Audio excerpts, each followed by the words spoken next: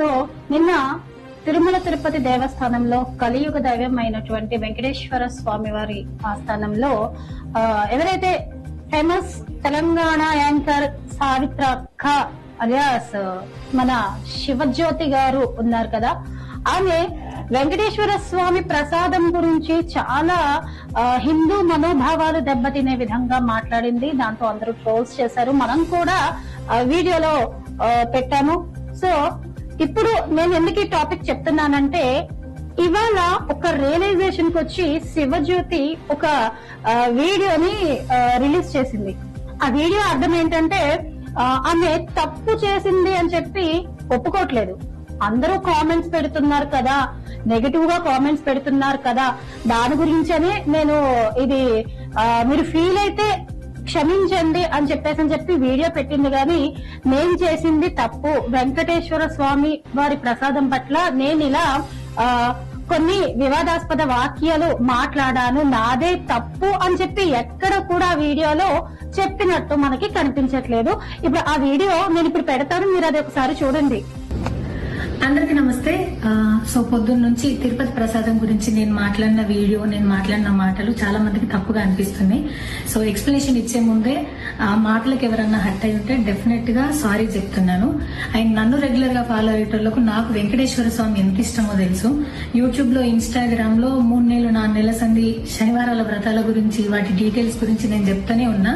అదేవి దేని గురించి ఎవరు మాట్లాడుకోలేరు. అన్ఫార్చునేట్లీ దీని గురించి మాట్లాడారు. ఏదైనా సరే తప్పు జరిగింది నా సైడ్ నుంచి. నా మాటలు తప్పుగా ఉన్నాయి తప్పితే నా ఇంటెన్షన్ అది కాదు. మేము రిచ్ అని అన్నది 10,000 L1 క్యూ లైన్ లో నిలబడ్డప్పుడు, పొద్దున ప్రసాదం తీసుకునేటప్పుడు కాస్ట్లీ లైన్ లో నిలబడ్డమని ఆ ఉద్దేశంతో అన్నాను. ఏం జరిగినా సరే ఇప్పుడు నేను ఏది ఇచ్చినా మీకు ఎక్స్ప్లెనేషన్ లాగానే అనిపిస్తుంది తప్పితే నేను తప్పు ఒప్పుకున్నట్టు మీకు అనిపించదు. అందుకోసం నేను దాని గురించి ఎక్స్ప్లెనేషన్ కూడా ఇస్తలేను. తప్పైతే నా సైడ్ నుంచి జరిగింది. అండ్ నా తమ్ముడు సోను తరపు నుంచి కూడా జరిగింది. తను అవైలబుల్ లో లేడు. తన తరపున, నా తరపున అందరికీ సారీ చెప్తున్నా. సో నా ఇంట్లో వెంకటేశ్వర స్వామి, నా చేతి మీద వెంకటేశ్వర స్వామి, అన్నిటికన్నా ముఖ్యంగా జీవితంలో నాకు అత్యంత విలువైంది నా బిడ్డ. నా బిడ్డను కూడా వెంకటేశ్వర స్వామి ఇచ్చిండు. నేను ఆయన గురించి తప్పుగా ఎట్లా మాట్లాడతా? అస్సలు ఆయన గురించి తప్పుగా మాట్లాడా. ఆయన గురించే కాదు, నన్ను రెగ్యులర్ గా ఫాలో అయ్యేటోళ్లకు నేను అన్ని మతాల దేవులను మొక్కుతా, అందరి దేవులను మొక్కుతా. అందులో వెంకటేశ్వర స్వామి నా జీవితాన్ని మార్చిండు. ఈ రోజు నేను అనుభవించే ఏది కూడా ఆయన దయలేకపోతే కాదు. అట్లాంటిది ఆయన గురించి నేను ఎందుకు మాట్లాడతా? అయినా సరే తెలుసో తెలకో పొరపాటు మాటలు అయితే నా నోట్ నుంచి, మా తమ్ముడు నోట్ నుంచి వచ్చినాయి. దానికి డెఫినెట్ గా సారీ అడుగుతున్నా. ఇదేదో యూట్యూబ్ ఛానల్ ఏమంటారు వీడియోస్ పెట్టి కేసులు పెడతా అన్నందుకు కాదు, నాకు కూడా అనిపించింది అయ్యో అట్లా మాట్లాడి ఉండకూడదని, అందుకోసం పెడుతున్నాను తప్పితే ఇంకొక ఉద్దేశం అయితే ఏమీ లేదు. నేను మళ్ళొకసారి టీటీడీ మెంబర్స్ కి అండ్ నా మాటల వల్ల హట్ అయిన ప్రతి ఒక్కరికి నేను నా తరపు నుంచి సారీ చెప్తున్నా. అండ్ ఇంకోసారి మళ్ళీ ఎప్పుడు రిపీట్ చేయను. సో నా సారీని యాక్సెప్ట్ చేయండి. నన్ను రెగ్యులర్ గా ఫాలో అయ్యేటోళ్లకు నాకు వెంకటేశ్వర స్వామి అంటే ఎంత ఇష్టమో తెలుసు కాబట్టి వాళ్ళందరూ నన్ను నమ్ముతున్నారని కోరుకుంటున్నా. మళ్ళొకసారి ఎక్స్ప్లెనేషన్ కాదు, సారీ చెప్పినంత మాత్రాన తప్పు ఒప్పైపోతుందని కూడా కాదు. బట్ నేను చేయగలిగింది ఇది ఒక్కటే కాబట్టి మళ్ళొకసారి అందరికీ సారీ. అండ్ డెఫినెట్ గా ఐ ప్రామిస్ ఇంకోసారి ఇది రిపీట్ అవ్వదు. Thank you. ఇంకోటి ఏంటంటే, పెద్ద పెద్ద నాయకులు, ప్రధాని మోదీ దగ్గర నుంచి రాష్ట్రపతి ద్రౌపది ముర్ము వరకు పెద్ద పెద్ద నాయకులందరూ కూడా ఆ స్వామి వారి దగ్గర చిన్నపిల్లలు అయిపోతారు. ఆయన దర్శనం దొరికితే చాలు, ఆయన ప్రసాదం దొరికితే చాలు అనుకుంటూ ఇలా జాపుతారు. సో అంత పెద్దటి దేశాన్ని వెళ్లే నాయకులే స్వామి వారి దగ్గర చేతులు కట్టుకొని ఒక భక్తి భావంతో, ఒక వినయంగా, ఒక పిల్లల్లాగా అక్కడ స్వామివారి దగ్గర వాళ్ళందరూ కూడా కనిపిస్తుంటే, ఈమె నిన్నగాక మొన్న వచ్చి మందిని తిట్టుకుంటూ పైకి ఎదిగి బెట్టింగ్ యాప్స్ ప్రమోషన్ చేస్తూ ఆ వచ్చిన డబ్బులతో కళ్ళు నెత్తికెక్కి ఆ మందిని ఏదైతే తిడుతూ పైకి వచ్చిందో అదే కోవలోకి స్వామివారిని తీసుకొచ్చేసి నేను చేసింది కరెక్ట్ అన్నట్టు స్వామివారిని అపహేళనగా మాట్లాడింది శివజ్యోతి. ఎవరెవరు ఆ శివజ్యోతి? ఆమె తమ్ముడు సోను అంట. కానీ ఆయన సీన్ లోకి రాలేదు, ఈమెనే వచ్చింది. ఆయన ఏదో అనివార్య కారణాల వల్ల వీడియో చేయలేకపోయాడు. మరి నువ్వెలా చేస్తున్నావు? నువ్వు ఖాళీగా ఉన్నావా? మీ తమ్ముడు ఏమయ్యాడు? మీ తమ్ముడు కూడా ఉన్నాడు కదా దాంట్లో. నువ్వు ఎలాగైతే చేసావో ఒక 5 నిమిషాలు సారీ చెప్పడానికి, భగవంతుడిని క్షమించమని అడగడానికి కూడా నీ తమ్ముడు ఖాళీ లేదా? నీకు ఖాళీ లేదా? నువ్వు మందిని తిట్టుకుంటూ బెట్టింగ్ యాప్స్ ప్రమోషన్ చేసుకుంటూ వందల మందిని తిట్టుకుంటూ నువ్వు పైకి ఎదిగా నీకు ధర్మంగా వచ్చిన డబ్బు అయితే అది కాదు. ఒళ్ళు కొవ్వకి ధర్మంగా సంపాదించిన వాడెవడు కూడా దేవుణ్ణి అవహేళనగా మాట్లాడాడు. ఓకే, నువ్వు ఇప్పుడు వందల మంది కొన్ని లక్షల మందిని వీడియోని చూసి నీ ట్రోల్ చేశారు కాబట్టే నువ్వు వీడియో పెట్టావు, కానీ నువ్వు ఎక్కడ కూడా కాంప్రమైజ్ అవ్వలేదు. దేవుడి పట్ల ఇంత కూడా భక్తి భావం కనిపించలేదు. ఎక్కడైనా కనిపించిందా? నిన్న నువ్వు క్యూ లైన్ లో నుంచొని ఆ వెటకారం మాటలు, వెకిలి చేష్టలు, వెకిలి నవ్వులు, ఆ నవ్వేంటే తల్లి గాడిద నవ్వేసుకొని ఆ నవ్వేంటి? అసలు దేవుడి దగ్గరికి ఎలా ఉండాలి? నువ్వు హిందువుగా పుట్టావు, అవునా కదా? నువ్వు హిందువువి, నువ్వు దేవుడి దగ్గరికి వచ్చావు, వెంకటేశ్వర స్వామి దగ్గరికి వచ్చావు. నీ ఆహార్యం ఎలా ఉండాలి? నువ్వు ఎలా ఉండాలి? ఏ విధంగా ప్రవర్తించాలి? పోనీ నువ్వు సామాన్యమైన రాలువా అంటే అది కూడా కాదు. పోనీ నువ్వు ఏదైనా సినిమా యాక్టర్వా లేకపోతే ఇంకేమైనా ఐటమ్ సాంగ్ గర్ల్ వా అనుకుంటే అది కూడా. వాళ్ళు ఎంత బాగా ఉంటున్నారండి ఆ భగవంతుడి దగ్గరకు వచ్చేసరికి. అంటే వాళ్ళని తప్పుపట్టాలని కాదు, నువ్వు సమాజంలో ఒక ఉన్నతమైనటువంటి స్థానంలో ఉన్నావు. నువ్వు ఎక్కడ మాట్లాడాలి, ఎలా మాట్లాడాలి, ఎవరితో ఎలా ఉండాలి, ఎలాంటి వినయాన్ని ప్రదర్శించాలి అనేటువంటిది జ్ఞానం నీకు ఉండాలి. నీకు డబ్బు సంపాదించేస్తే కళ్ళు నెత్తికెక్కుతాయా? నువ్వు ఒక జర్నలిస్ట్ వి, నువ్వు ఒక యాంకర్ వి, నువ్వు సమాజంలో మంచి చెడు మాట్లాడే ఒక బాధ్యతాయుతమైనటువంటి ఒక పదవిలో ఉన్నదాన్ని నువ్వు. ఆ మాత్రం జ్ఞానం లేదా? ఇంగిత జ్ఞానం కూడా లేదా నీకు? నువ్వు ఈ రోజు పెట్టావు రియలైజ్ అయినట్టు.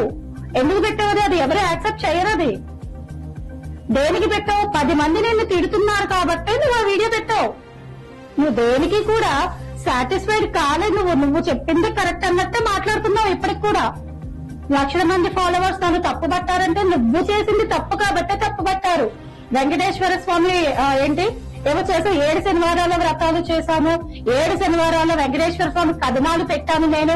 వాటన్నిటి గురించి ఎవరు చెప్పుకోలేదు, కానీ దీని గురించి అందరు చెప్పుకుంటారంటే ఒకటి గుర్తుపెట్టుకో శివజ్యోతి, నువ్వు ఏది మంచి ఎప్పుడు స్లోగానే పోతుంది. చెడు నువ్వు మంచి దాటేసరికి చెడు 100 మూలం చూడుతుంది. నువ్వు చేసింది భగవంతుడి పట్ల ఘోరమైనటువంటి అపచారం చేశావు కాబట్టే అందరూ నిన్ను ట్రోల్ చేశారు. ఊరికైతే ట్రోల్ చేయలేదు కదా నిన్ను. ఊరికే ట్రోల్ చేయాల్సిన అవసరం జనాలకు లేదు. ఏ జనమైతే నేను నెత్తిన పెట్టుకున్నాడో నువ్వు చేసేటటువంటి పనుల బట్టే జనాల రియాక్షన్ కూడా ఉంటుంది. ఓకేనా? ఇదొకటి గుర్తుపెట్టుకో. ఇంకో విషయం చెప్పాలనుకుంటున్నాను. అదేంటంటే లాస్ట్ లో ఒక మాట అన్నావు, ఏంటి? వెంకటేశ్వర స్వామి వల్లే నాకు ఇవన్నీ వచ్చాయి, అన్ని దేవుళ్ళని పూజిస్తాను, అన్ని మతాలని గౌరవిస్తాను అంటే మరి వెంకటేశ్వర స్వామి దొరికాడా నువ్వు అనడానికి? ఇక వేరే మతం వాళ్ళు దొరకలేదా? సెకండ్లు మీ ఇంటి చుట్టూ తిరుగుతారు వాళ్ళందరూ కర్రలు పట్టుకొని, ఎక్కడున్నా బయటికి రా అని. వాళ్ళ నాన్న దమ్ముంటే నువ్వు వాళ్ళ నాని హిందూ దేవుడి దగ్గరికి రా. నువ్వు ఫ్యాషన్ అయిపోయిందా ఈ మధ్య? మీ అందరికీ సెలబ్రిటీస్ కళ్ళు నెత్తికెక్కాయా? జనాలు డబ్బులు ఇస్తేనే మీరు సెలబ్రిటీ స్థాయిలో ఉన్నారు. జనాలు చూడబట్టి నువ్వు సెలబ్రిటీ అయ్యావు. అంతేగాని నీ అంటే నువ్వు సెలబ్రిటీ కాలేదా? నేను సెలబ్రిటీ అని చెప్పుకుంటే ఎవ్వరు కూడా ఒక్కడు కూడా గుర్తు, మేకప్ లేకుండా నువ్వు బయటకు నిన్ను ఎవరు గుర్తుపట్టలేదు. తెలుసా నీకు ఆ విషయం? ఏమనుకుంటున్నావు అసలు? నువ్వు హిందూ ధర్మంలో పుట్టావు కదా.